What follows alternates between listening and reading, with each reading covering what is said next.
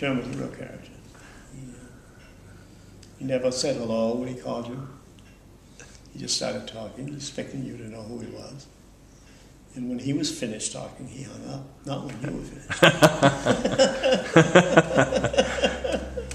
He was a great guy. And he was great for the North Country. And he had that vision.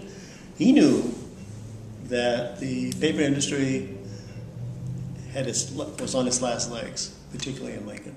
And he basically said, I'm going to change this and give this town something that'll sustain it over the next decades. And that's, of course, Luna. While in the 60s, Lincoln was basically populated by mill workers. Yeah. What the hell is this thing called skiing? You don't want to do that. It was somebody that was in the industry, in the pulp and paper industry. He was a woods boss. Yeah, sure. Right. So he knew what was going on. He knew what the decline had begun, and that he needed to do something to make the change. And he did, and so Lincoln is now hugely successful as a community. Yeah.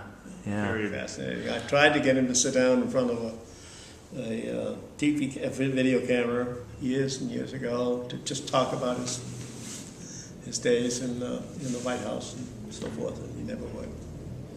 But the minute we'd get in the car, heading for Concord for one of the meetings for the gas crisis, he'd start.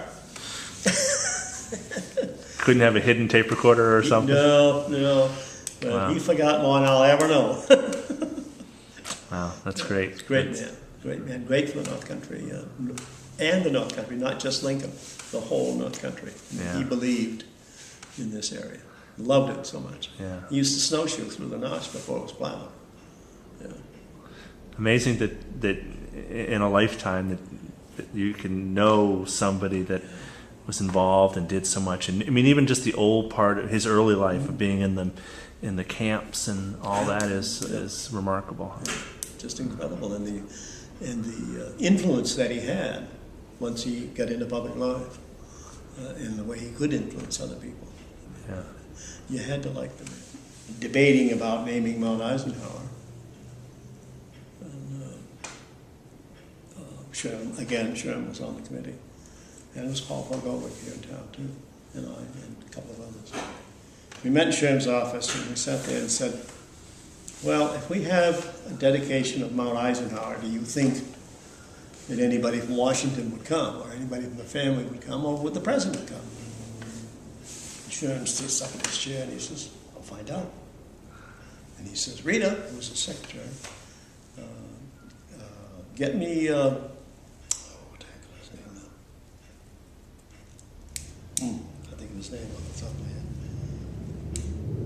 my head. Please come to me. But anyway.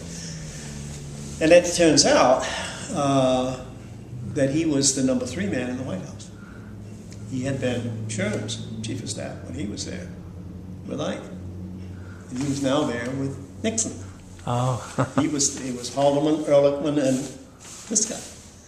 But he didn't get involved in that other stuff, so he was okay. But anyway, he got him on the phone in less than 2 minutes. He had him on the phone.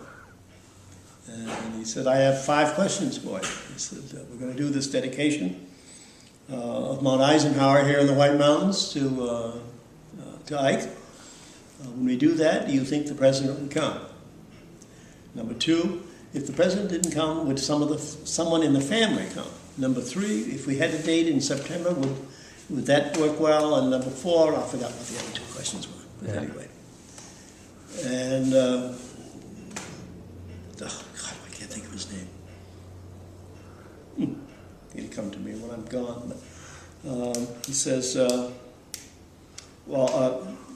I'll get back to you. And, of course, Sherman hung up on him.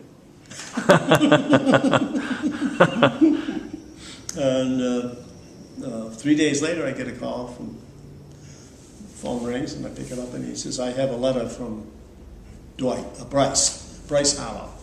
That's the guy, Bryce Harlow. So I have a letter from Bryce, come get it. Well, I knew. So I went out to the mountain, I'm in his office, and he passed it to me like that. It's on the White House stationery, and it says, Dear Governor, shouldn't like to be called Governor. Knowing your penchant for brevity, I'll answer your questions as follows. Number 1, no. Number 2, yes. Number 3, yes. Number 4, no. Number 5, yes. Sincerely, Bryce. I have a. So it didn't happen. It did.